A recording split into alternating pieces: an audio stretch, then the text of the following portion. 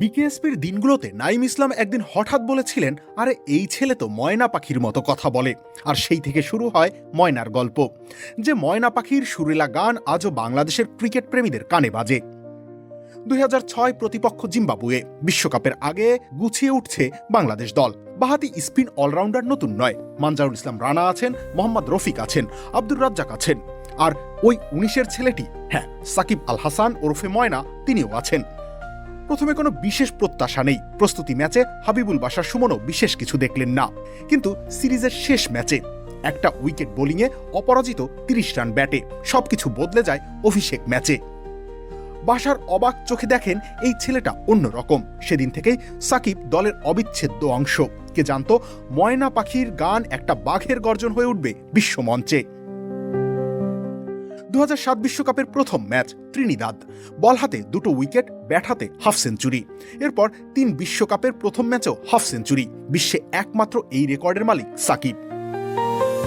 টেস্টে ভারতের বিরুদ্ধে প্রথম টি-20 বিশ্বকাপে ওয়েস্ট ইন্ডিজকে হারানো, সব জায়গাতেই অবিশ্বাস্য পারফরমেন্স।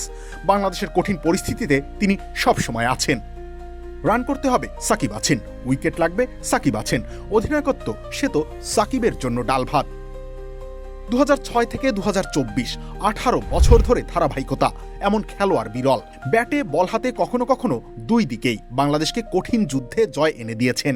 মিরপুরের মাঠ হোক বা অস্ট্রেলিয়ার কঠিন পরীক্ষা, ভারতের চ্যালেঞ্জ, চ্যাম্পিয়ন্স ট্রফির মরণ বাচন ম্যাচ, সাকিব সবসময় প্রস্তুত। 2019 বিশ্বকাপে একা বাঘ হয়ে তিনি যেভাবে বিশ্ব শাসন করেছেন, সেটা দেখে অবাক বিস্ময় আসতে বাধ্য। খুলনার মাগুরায় জন্ম, যুব দলের ঝড়ো সেঞ্চুরি। জাতীয় দলে ডাক, সাদা বল কিংবা লাল বল তিনি বাংলাদেশের সর্বকালের সেরা অলরাউন্ডার, বিশ্বের সেরাদেরও একজন তিনি। 2008 নিউজিল্যান্ডের বিপক্ষে টেস্টে বোলিংয়ের বিস্ময়। 2012 এশিয়া কাপ ফাইনালে 2 রানের হারের বেদনা। প্রতিটা মুহূর্তে সাকিব ছিলেন দলের ভরসা। ছায়া হয়েছিলেন সকল পতনের, সকল উত্থানের ছিলেন নায়ক। বিশ্বকাপ, টেস্ট, টি-20, 3 ফরম্যাটেই 1 নাম্বার অলরাউন্ডার। একদিনের ক্রিকেটে বর্ষসেরা অলরাউন্ডার, উইজডেনে 2009 সালের বর্ষসেরা। সাকিব মানে বাংলাদেশের ক্রিকেটে অবিচল সাফল্যের প্রতীক। মাঝে ফিক্সিংয়ের বিষ ঢুকলো, সাকিব মাঠের বাইরে গেলেন, ফিরলেন রাজার বেশে। ময়না পাখির সুরের মতো সাকিবও মাঠে গান গাইতে জানেন, কখনো ব্যাটে, কখনো বল হাতে, কখনো টার্গেট পূরণে, কখনো উইকেট শিকারে। তিনি ব্যাটে বলে নেতৃত্ব দেন বাংলাদেশের হয়ে। আজকাল তাকে আর না দেখা গেলেও ফ্রাঞ্চাইজি দুনিয়ায় তার আবেদন কমে যায়নি।